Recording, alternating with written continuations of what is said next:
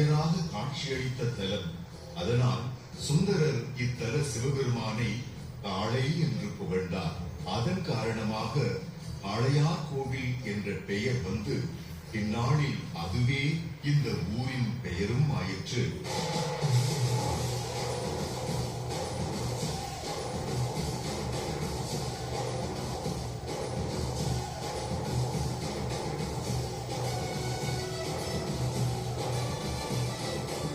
சங்க காலத்தில் இத்தலத்தின் பெயர் கானத்தேர் என்பதாகும்.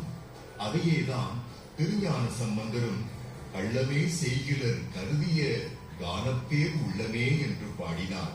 இந்த கானத்தேர் காளையார் கோவிலாக மாறியதற்கு மற்றொரு சம்பவமும் சொல்லப்படுகிறது. சுந்தரர் இத்தல இறைவனை வழிபட வரும் பொழுது ஊர் எல்லைக்கு வந்தவுடன் எல்லை முதல் கோயில் வரை பூமிக்கடியில் சிவலிங்கங்கள் இருப்பதை உணர்ந்தாராம். அதனால் இந்த புண்ணிய தலத்தில் எப்படி கால்களை பதிப்பது என்று தயங்கி நின்று விட்டார்.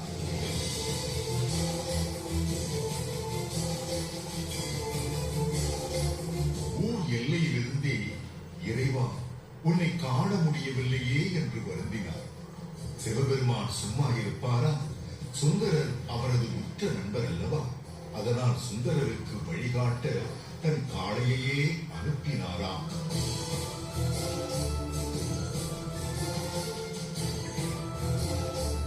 காளை கால் பதித்து நடக்கும் இடங்களில் லிங்கம் இல்லை.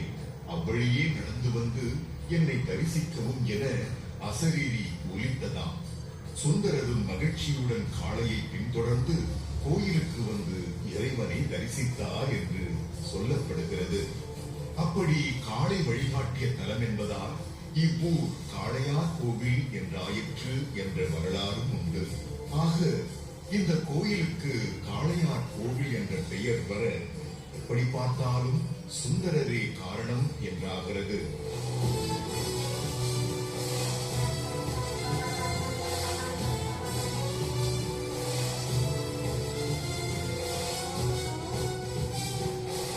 ஆதி காலத்தில் இந்த ஊர் வேங்கை மார்பன் என்ற அரசனால் ஆட்சி செய்யப்பட்டது. பின்னர் ஆங்கிலேயர் காலத்தில் மன்னர் முத்துவடுகநாதராலும் அதற்கு பின்பு மருதுபாண்டிய சகோதரர்களாலும் ஆட்சி செய்யப்பட்டது.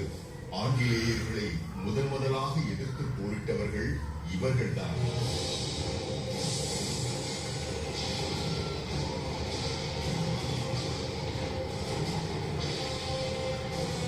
கிபி 1772 ஆண்டு